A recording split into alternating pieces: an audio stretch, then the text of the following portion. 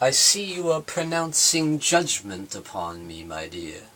Sleep before you pronounce sentence. Good evening, folks, and welcome to the Horror Corner. I'm your host, Sean Patrick Erschen. This week we are doing another movie review.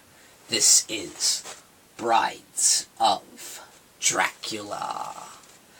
So the film was directed by Terence Fisher, who directed many Hammer films. And of course this is a Hammer horror production, and the film was released in 1960 and is the first sequel in the Hammer Dracula franchise, which many of those films star, of course, the legendary Christopher Lee in the role of Count Dracula. But he is actually not in this film. As many of you might know, Christopher Lee actually never really wanted to do any of those sequels like Prince of Darkness and Dracula Has Risen from the Grave and Scars of Dracula and all that stuff, that he was kind of coaxed into doing those by the people that worked on the film.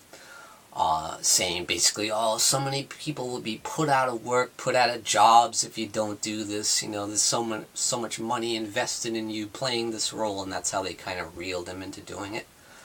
But somehow they weren't able to reel him into doing the very first sequel. But if you think about it, part of me really wishes he was in this film. But if you think about it further, you wonder how he would fit into this movie.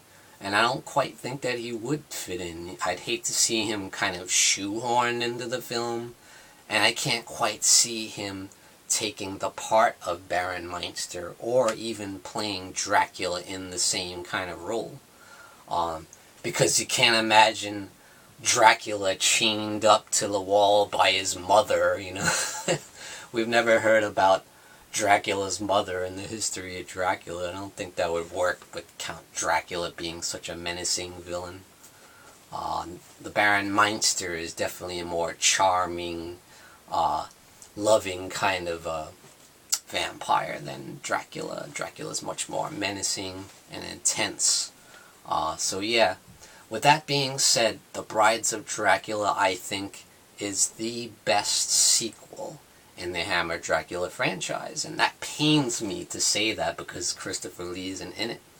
But at any rate, the movie is just so well made. It's just excellent. It's so beautiful to look at. The visuals are fantastic. It's so gothic. It's got an amazing score. Everything about this film is fantastic. The cast, the characters, everything. With that being said, the film stars, of course, Peter Cushing returning to the role of Van Helsing. Now that brings real weight to the sequel and real credibility from the first film, Horror of Dracula, which is my favorite vampire movie of all time.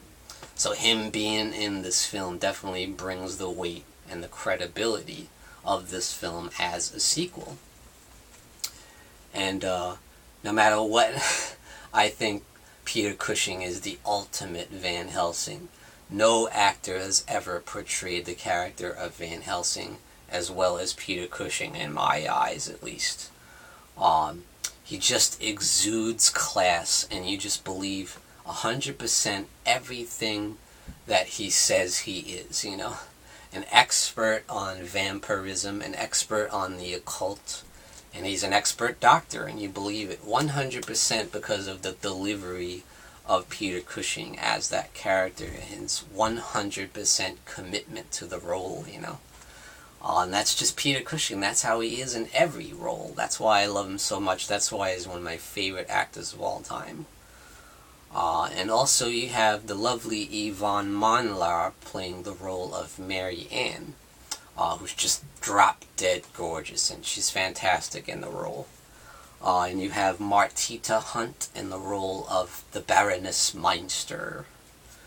And you have Frida Jackson in a gloriously over-the-top role as Greta, the servant of Baroness Meinster. And later on, the servant of the Baron Meinster, as played by David Peel in the film, who does an excellent job. Everyone is great in this movie. The film begins with, we meet young Marianne, played by Yvonne Monlaur, and she's a young French woman on her way to be a school teacher at this ladies' academy, this prestigious school.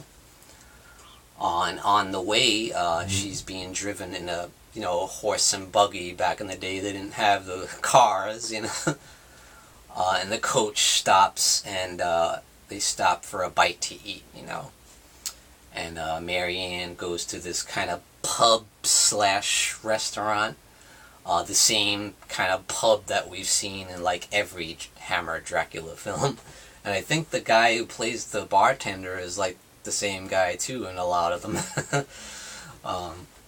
But yeah, she goes in to have something to eat, and of course the stagecoach driver drives off, because in all the Dracula movies no one ever wants to go all the way to the castle, and there is a castle in this film.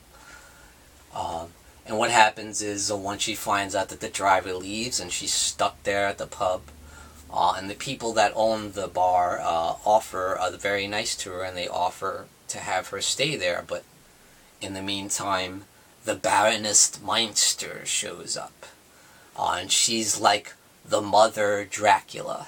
I swear. She's got the black cloak with the red lining, and she's extremely charming and well-spoken and well-mannered, and she just oozes that Dracula style, And she's great. She's fantastic in the movie. And she's very charming and well-spoken. And, of course, they sit down and have dinner, but, of course, she doesn't actually eat anything. She just drinks wine the whole time. Which always kind of cracks me up, because in the original Dracula movie with Bela Lugosi's like, I never drink wine. But here she is, all she does is drink wine. She doesn't eat anything.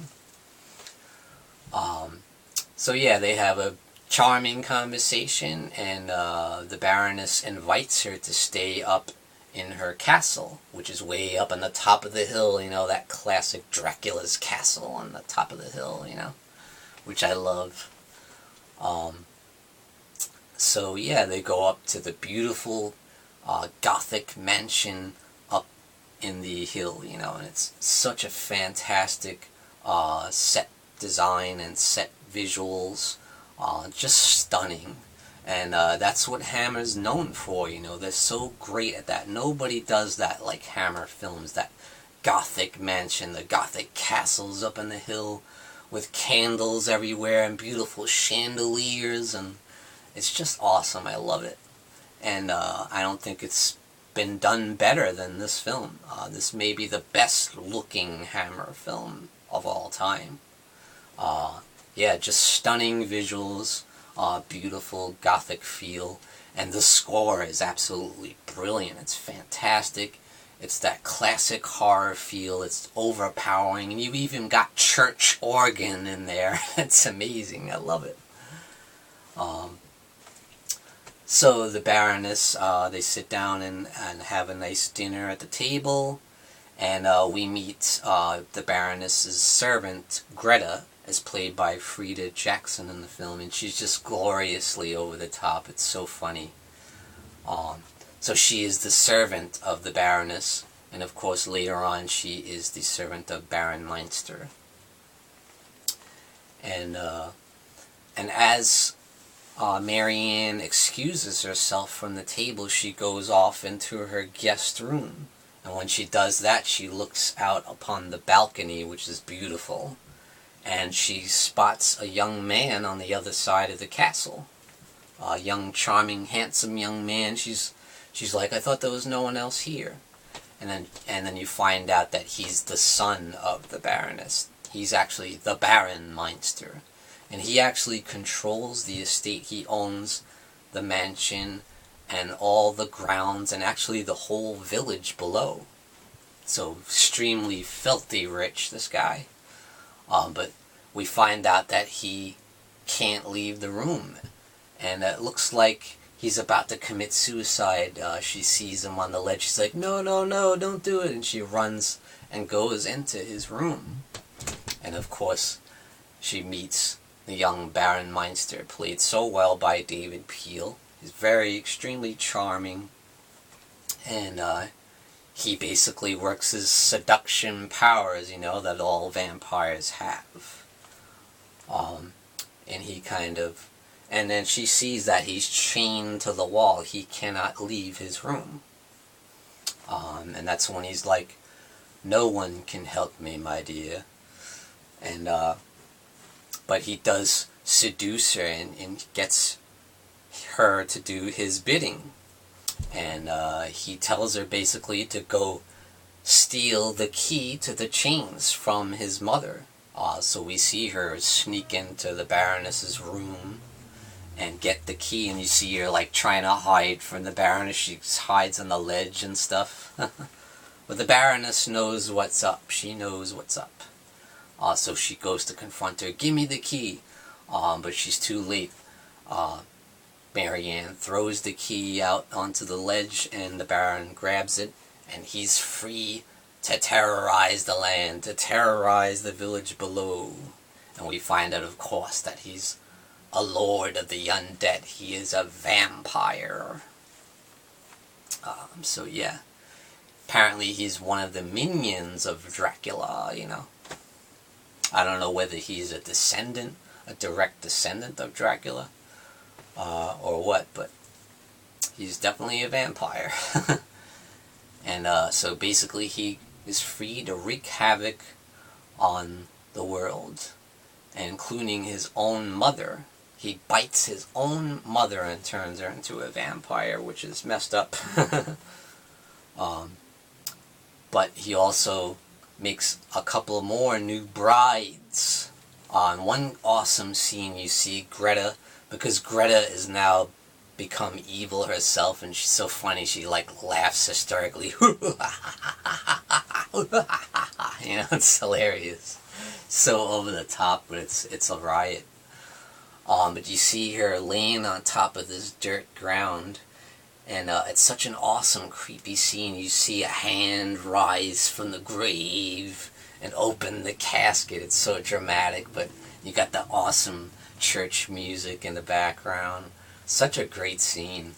The visuals are just stunning, and you see the young woman rise from the coffin, you know, beautiful, stunning, you know, pale, pasty white, you know, with the fangs, ready to take a bite out of crime.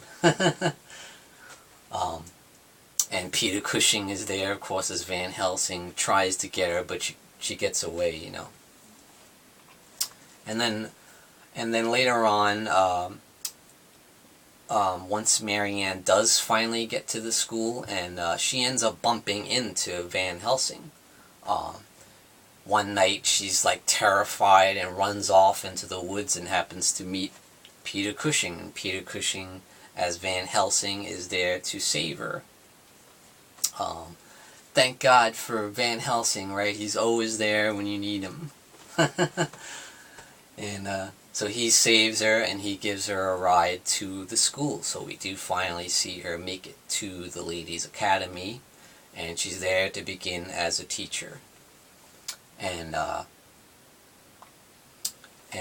she meets this young woman, Gina,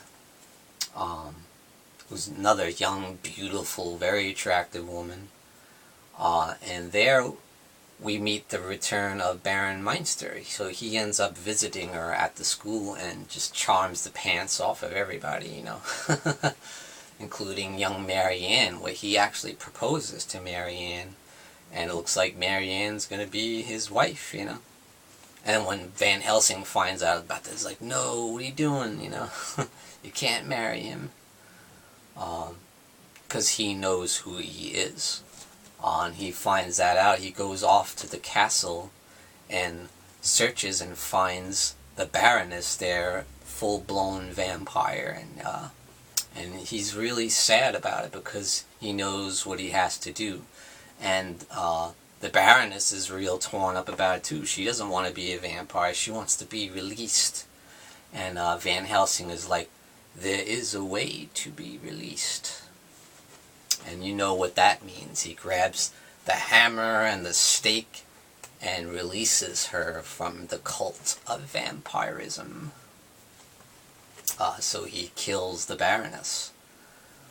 And that's how he finds out, basically, everything that's going on. Of course, Van Helsing's going to find everything out. And then we see that he also seduces this young woman, Gina, the Baron Meinster. And before he even seduces her, she's already in love with the guy. She's like, I can't believe you're going to marry him. He's such a beautiful man. He's got beautiful eyes, And then later on, when right after that, he comes into a room as a vampire bat, which is an unfortunate part of this Hammer series. Is sometimes you see the vampire bats and they're very poorly rendered. They look really fake. But if I had one nitpick of this movie, that's the only thing, is the vampire bats look terrible, And that was a really bad part about Scars of Dracula that almost ruined that movie. But here, luckily, we only see him a couple of times, so it doesn't really take away from the movie too much. But the Baron Meinster goes to visit young Gina in her room and seduces her, and she's more than willing. She just basically turns her neck like this and bring it on, man. And then later on, there's this awesome scene where you see Gina rise from her coffin and try to seduce young Marianne. And such a beautifully lit scene when she rises, and the lighting is so beautiful on her face, and she's a beautiful woman. And you see her get up from the coffin, she's like, "Come, Marianne, I want to kiss you." She's like, "Please be kind to me. Please forgive me for loving him. Come, we can love him together." It's such an awesome... I love that scene. It's classic. You're like, whoa, what's going on here? She wants a vampire menage a trois or something? Ooh, whoa, what's going on? But yeah, awesome stuff. I love this movie.